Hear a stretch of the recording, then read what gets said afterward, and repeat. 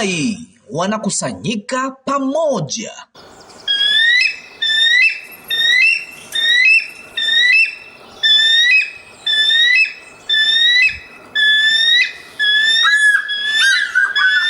Hii ni barua ya leo Jumamosi, tarehe 8 mwezi wa 11 mwaka wa 2025, kutoka kwa nabii wa Mungu ndugu Joseph Branham wa maskani ya Branham huko Jeffersonville, Indiana, Marekani, kwa bibi harusi wa Yesu Kristo kote ulimwenguni. Mpendwa, Mungu aliye na ngozi, hatuko nyuma ya pazia tena, enyi watoto wadogo. Mungu ameonekana wazi kwetu, yule Mungu mkuu wa mbingu na nchi, ambaye daima amejificha mwenyewe kwa watu kama nguzo ya moto, ile iliyotoka kwa Mungu na kuishi katika mwili wa duniani unaoitwa Yesu. Kisha akarudi kwenye ile nguzo ya moto na akamtokea Paulo njiani akielekea Dameski. Sasa ameonekana tena wazi kabisa na akakaa tena katika mwili wa mwanadamu ndani ya malaika mjumbe wake William Marion Branham, akimwita bibi harusi wake atoke aende kwake. Mungu alimweka malaika wake duniani kujiwakilisha mwenyewe kama balozi wake aliyechaguliwa kuingia katika mambo makuu yasiyojulikana ya kimbinguni. Yeye anatambua na kuyaleta mambo ambayo akili ya kawaida haiwezi kuyaelewa. Alitumwa kuweka wazi siri ya Mungu na kutabiri mambo yaliyopo na mambo ambayo yamekuwepo na mambo ambayo yatakuwepo. Yeye ni sauti ya Mungu kwa bibi harusi. Ni nini? Mungu nyuma ya ngozi ya binadamu. Kweli hasa. Watoa lawama wengi leo hawawezi kutuelewa sisi waaminio wa kweli. Kwao sisi tumekuwa nati. Wanasema ati sisi ni waamini Mungu mtu, tunamwabudu nabii. Mtoa lawama siku chache zilizopita aliniambia kule chini Tucson. Alisema, unajua watu wengine hukufanya wewe nati na wengine wanakufanya Mungu. Nikasema, vema, jambo hilo liko sawa kwa namna fulani. Nilijua anajaribu kunilaumu. Mnaona? Yeye akasema, watu wanafikiri wewe ni Mungu. Kama jinsi ilivyokuwa wakati Yesu alipokuwa hapa duniani, ni vivyo hivyo leo hii kwa nabii wake. Watu hawako nyuma ya pazia.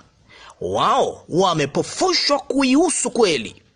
Sisi hatutaki lolote ila njia ya Mungu iliyoandaliwa kwa ajili ya siku hii. Yeye mwenyewe akiwa amefunikwa katika mwili, sauti ya Mungu iliyorekodiwa na kuhifadhiwa kwa ajili ya bibi harusi. Mungu alipodhihirishwa ulimwenguni, yeye alikuwa amejificha nyuma ya pazia, nyuma ya ngozi ya mtu aliyeitwa Yesu. Yeye alikuwa ametiwa utaji na kujificha nyuma ya ngozi ya mtu aliyeitwa Musa. Nao walikuwa miungu, si Mungu, bali walikuwa Mungu, yule Mungu mmoja, akibadilisha kinyago chake tu, akifanya jambo lile lile kila wakati, akileta neno hili. Mungu alilifanya jinsi hiyo. Tumeingizwa tu na neno, ujumbe wa saa hii. Sasa imetufanya kuwa neno lililofichwa nyuma ya mwili wa mwanadamu. Bibi harusi na bwana harusi ni mmoja. Mungu ni mmoja, nalo neno ni Mungu. Tumetiwa hesi kwa neno. La kusikitisha, utengano miongoni mwa waaminio leo ni kwamba wao wanahisi tunamtukuza sana nabii wa Mungu aliyethibitishwa. Kinyume chake, wao wanataka kuweka uongozi huo juu ya wachungaji wao. Mungu yeye habadilishi mpango wake. Anamtuma mtu mmoja kumwongoza bibi harusi wake. Ni Roho wake Mtakatifu ndani ya kila mmoja wetu, akituongoza kwa nguzo ya moto. Neno humjia mmoja katika kila wakati, vivyo hivyo hata katika nyakati za kanisa, tangu wa kwanza hadi wa mwisho. Wengine wana mahali pao, hiyo ni kweli. Angalia, lakini kaeni mbali na hiyo nguzo ya moto. Unaona? Lakini tunasikia nini leo? Jambo lile lile.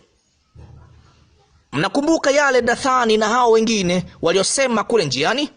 Walisema, sasa Musa, hebu ngoja hapa kidogo tu, unajitukuza sana. Unaona, sasa wapo watu wengine hapa ambao Mungu amewaita. Sisi hatuwapingi wahudumu, Mungu amewaita. Lakini enyi ndugu na dada, ikiwa mchungaji wenu haiweki sauti ya Mungu mwenyewe kuwa ndiyo sauti iliyo muhimu zaidi mnayopaswa kuisikia kwa kuzicheza kanda kanisani mwenu, yeye hawaongozi kwenye njia ya Mungu iliyoandaliwa. Hiyo ni kweli. Wao kila mmoja walikuwa wakifuata vizuri, mradi tu waliendelea mbele. Lakini wakati mmoja alipojaribu kuinuka na kuchukua nafasi ya Mungu ambayo alikuwa amempa Musa, ambaye alikuwa amekusudiwa tangu zamani na kuchaguliwa kwa ajili ya kazi hiyo, alipojaribu kupachukua, moto ulishuka na ukaifunua nchi na kuwameza moja kwa moja ndani yake. Unaona? Kuwa mwangalifu. Unaona? Tunapaswa sote tuingizwe kwenye neno hilo lililonenwa na kuwekwa kwenye kanda. Hilo ndiyo yakini ya Mungu. Hilo ndilo neno pekee ambalo bibi harusi anaweza kukubaliana kwalo. Wahudumu hawataweza kamwe kumuunganisha bibi harusi. Ni sauti ya Mungu iliyo kwenye kanda peke yake. Mimi siwezi kufanya kitu bila ninyi. Ninyi hamwezi kufanya kitu bila mimi. Hakuna anayeweza kufanya kitu bila Mungu. Kwa hiyo sote pamoja linafanya kitu kimoja, ule muungano. Mungu alinituma kwa kusudi hilo. Mnaamini jambo hilo? Na hapa linatendeka. Ndilo hilo hasa. Mnaona, limehakikishwa kikamilifu. Ni kwa pamoja tu ndipo inafanya kitu kimoja, ule muungano. Mungu alimtuma William Marion Branham kwa kusudi hilo.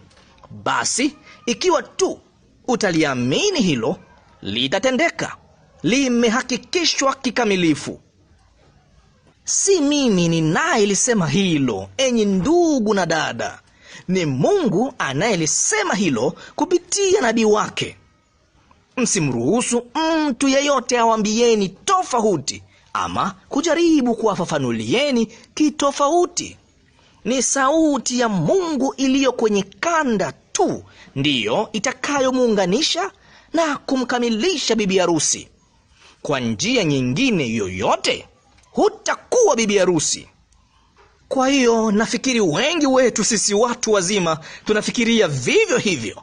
Mungu aliye na ngozi linaweza likasikika kama nati kwa ulimwengu, bali linawavuta watu wote kwake. Mnasikia alichotoka kusema? Mungu aliye na ngozi anawavuta watu wote kwake. Wakati ulimwengu umetiwa hesi kwa ajili ya nati, sisi tumetiwa hesi kwa sauti ya Mungu, nasi tunaitwa bibi harusi. Inatuvuta kututoa katika mchafuko huu, kutuingiza katika uwepo wa Mungu. Sisi ni nati tuliotiwa hesi kwa neno la Mungu. Njooni na muingizwe kwenye sauti ya Mungu pamoja nasi Jumapili hii saa 6 mchana, saa za Jeffersonville. Ni saa 2 usiku ya Afrika Mashariki, huku ikiwavuta watu wote kwake. Ndugu Joseph Branham.